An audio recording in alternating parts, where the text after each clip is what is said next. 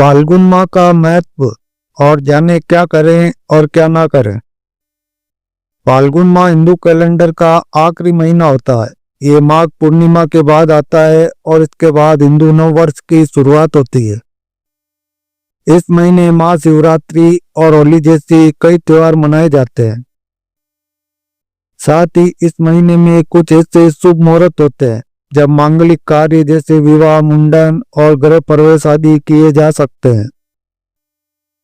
इस माह में भगवान शिव की पूजा का विशेष महत्व होता है। मान्यता है कि इस माह में पूजा पाठ और दान पुण्य करने से शुभ फल मिलते हैं। ऐसे में आइए जानते हैं कि फाल्गुन माह कब शुरू हो रहा है। इसके साथ ही जानिए इस माह में क्या करना चाहिए और क्या नहीं। फाल्गुन माह 2025 कब से शुरू होगा? फाल्गुन माह 13 फरवरी 2025 दिन गुरुवार से शुरू हो गया है। पंचांग के अनुसार ये कृष्ण पक्ष की प्रतिपदा तिथि से शुरू होता है और 14 मार्च 2025 को शुक्रवार को शुक्ल पक्ष की पूर्णिमा पर समाप्त होगा।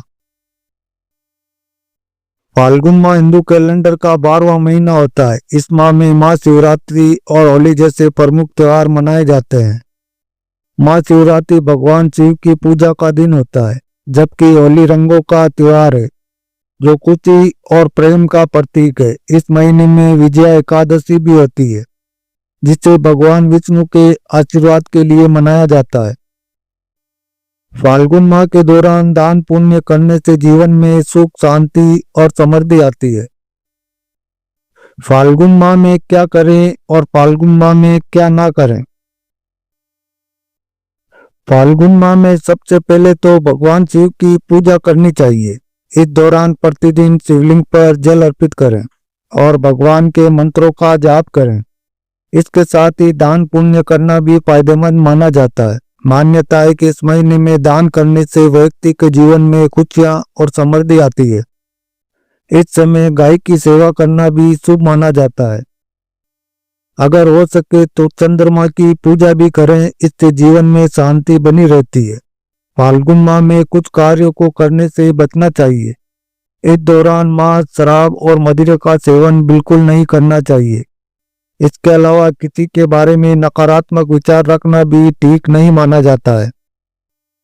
इस दौरान घर और मंदिर की सफाई पर भी ध्यान दें और वातावरण को स्वच्छ रखें।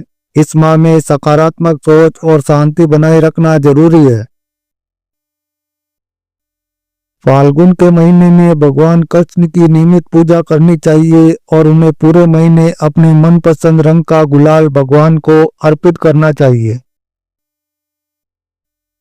इससे आपके जीवन की हर मनोकामना पूरी हो जाएगी। रोज सुबह स्नान के बाद भगवान श्री कृष्ण की उपासना करने से मनोवांछित फल की प्राप्ति हो सकती है।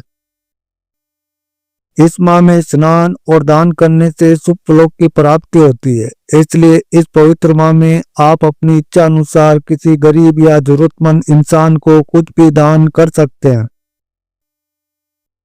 हिंदू पंचांग का अंतिम महीना फाल्गुन मास होता है और इस महीने में धीरे धीरे गर्मी के दिन शुरू होने लगते हैं तथा ठंड कम होने लगती है।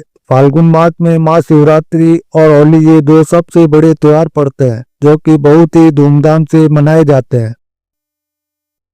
हिंदू धर्म के अनुसार अनेक देवताओं में से एक चंद्र देवता है।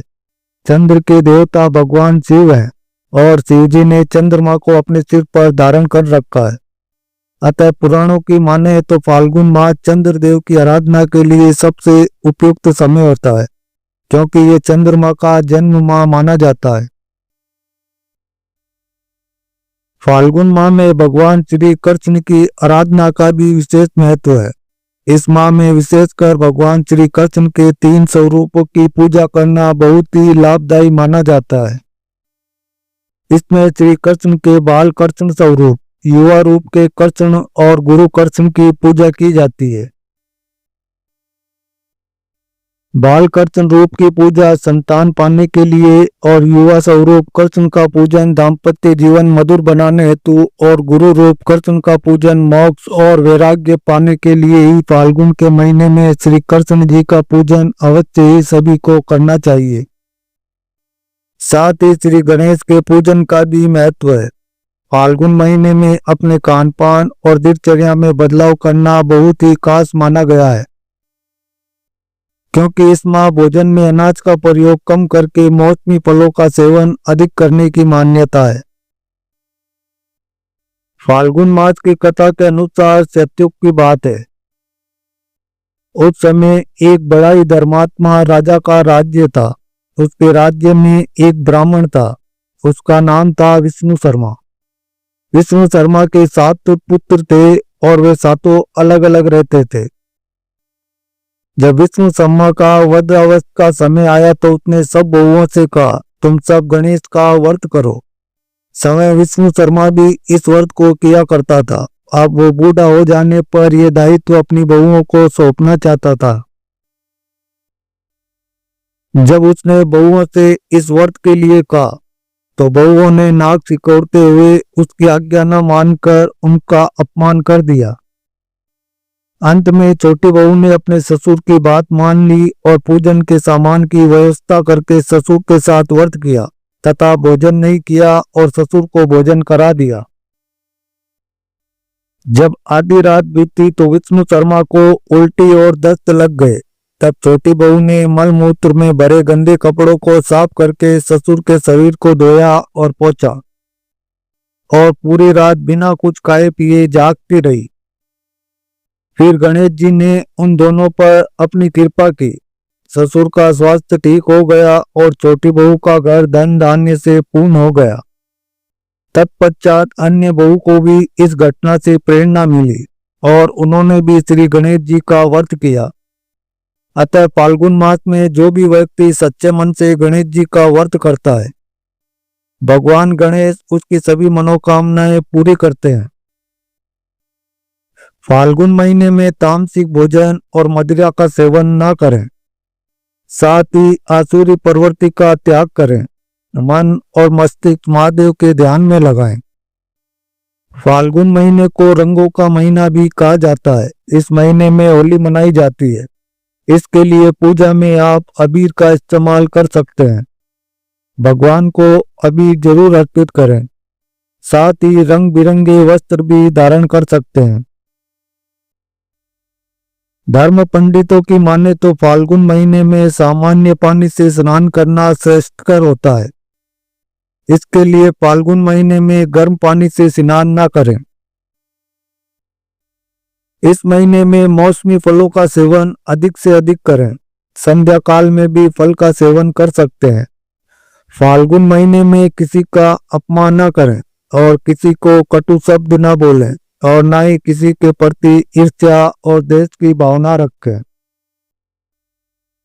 फाल्गुन का महीना देवों के देव महादेव को समर्पित होता है। इस महीने में शिवरात्रि मनाई जाती है। इसके लिए फाल्गुन में महादेव की पूजा उपासना श्रद्धा भाव से करें। पूर्णिमा तिथि के दिन पवित्र नदी में स्नान करने का महत्व है। अगर नदी में स्नान नहीं कर सकते तो नहाने के पानी में गंगा जल मिलाकर स्नान करें। फाल्गुन पूर्णिमा के दिन ब्राह्मणों को दान भी अवश्य करना चाहिए। इस दिन भगवान श्री हरि विष्णु और माता लक्ष्मी की विधिवत पूजा अर्चना करनी चाहिए। इस दिन माता लक्ष्मी माँ लक्ष्मी की पूजा में सफेद मिठाई का भोग अवश्य लगाएं। फाल्गुन पूर्णिमा के दिन चंद्रमा की पूजा करने का भी विधान है। इसलिए इस दिन चंद्रमा की पूजा विशेष रूप से करें। फाल्गुन पूर्णिमा के दिन विष्णु जी की पूजा में करने के साथ साथ केले के पेड़ की भी पूजा करें। फाल्गुन पूर्णिमा के दिन किसी को अपशब्द न बोलें और न ही क्रोध करें। फाल्गुन पूर्णिमा के दिन किसी ब्राह्मण को खाली हाथ न लौटाएं। पूर्णिमा तिथि के दिन काले वस्त्र भी न पहने। इससे नकारात्मक शक्तियों का प्रभाव अधिक बढ़ जाता है। फाल्गुन माह में भगवान शंकर की पूजा करना शुभ माना जाता है। यद्यपि इस महीने में बसंत ऋतु रहती है, इसलिए मान्यता है कि इस दौरान नियमित रूप से शिवलिंग पर जल के साथ पीले पुष्प भी अर्पित करने चाहिए। साथ ही शिव जी के मंत्रों का जाप करना चाहिए। ऐसा करने से सौभाग्य में वृद्धि होती है। फाल्गुन माह श्री कृष्ण की उपासना को समर्पित है। कहते हैं कि इस माह में की गई भगवान कृष्ण की पूजा विशेष फलदायी होती है। फाल्गुन माह में भगवान श्री कृष्ण और राधा जी पर गुलाल अर्पित करके फाल्गुन के भजन गाने चाहिए। इससे जीवन में सकारात्मकता का संचार होता है, दाम्पत्य जीवन सुखद रहता है और साथ ही घर में धन और वैभव का आगमन होता है। फाल्गुन माह में संतान प्राप्ति के लिए श्री कृष्ण के बाल स्वरूप प्रेम और आनंद की प्राप्ति के लिए श्री कृष्ण के युवा स्वरूप और साथ ही ज्ञान प्राप्ति के लिए गुरु कृष्ण की उपासना करना बहुत ही अच्छा माना गया है। नवग्रहों में चंद्रमा को शीतलता और शांति का सूचक माना गया है। कुंडली में चंद्रमा की अच्छी स्थिति व्यक्ति के मन को शांत रखती है। इस महीने में चंद्रमा को रोजाना प्रणाम कर दूध से अर्घ्य देने से जीवन में चल रही परेशानियों से छुटकारा मिलता है। मान्यता है कि ऐसा करने से कुंडली में चंद्रमा की स्थिति मजबूत होती है। इस महीने में अपनी क्षमता के अनुसार शुद्ध घी, सरसों का तेल, मौसमी फल, अनाज, वस्त्र आदि का दान करना चाहिए। ऐसा करने से पुण्य की प्राप्ति होती है। फाल्गुन माह में उल्लाष्टक के इन 8 दिनों में कोई भी मांगलिक कार्य नहीं करना चाहिए। इससे दोष लगता है और कार्य सफल नहीं होते। पूरे फाल्गुन माह में मांस, मछली या नशीली चीजों का सेवन बिल्कुल ना करें। इसके अलावा अपनी वाणी पर संयम रखें और क्रोध से भी बचें। फाल्गुन प्रेम और उल्लास का महीना है, जीवन में मिठास घोलता है। ऐसे में इस महीने प्रेम पूर्वक व्यवहार करें और मन में बुरे विचार न लाएं और दूसरों को अहित न करें। इस पावन फाल्गुन मास में दान करने का विशेष महत्व है। कहते हैं कि इस माह में अपनी क्षमता के अनुसार गरीबों, जरूरतमंदों को दान और पितरों के निमित्त तर्पण आदि अवश्य करना चाहिए। श्री हरि, विष्णु, मत्स्य, ब्रह्म और नारद पुराणों के मुताबिक इसे मनवादी तिथि भी कहा जाता है, यानी इस दिन दिया गया दान बहुत ही खास माना जाता है। कहते हैं कि इस दिन किए गए दान से अक्षय पुण्य फल मिलता है। इसलिए इस दिन तीर्थ स्नान और श्रद्धा के मुताबिक अन्न, जल, स्वर्ण या कपड़े का दान देने की परंपरा है। फाल्गुन मास में शुद्ध घी, तिल, सरसों का तेल, मौसमी फल आदि का दान अत्यंत ही पुण्य फल प्रदान करने वाला माना गया है। तो दोस्तों, वीडियो का उद्देश्य मात्र आपको बेहतर सलाह देना है। इस संदर्भ में हम किसी भी प्रकार का कोई दावा नहीं करते।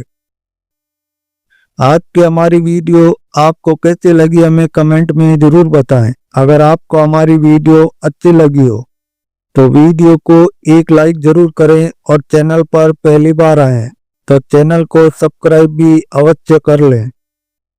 वीडियो के अंत तक बने रहने के लिए आपका धन्यवाद। आपका दिन शुभ हो। Thanks for watching all friend.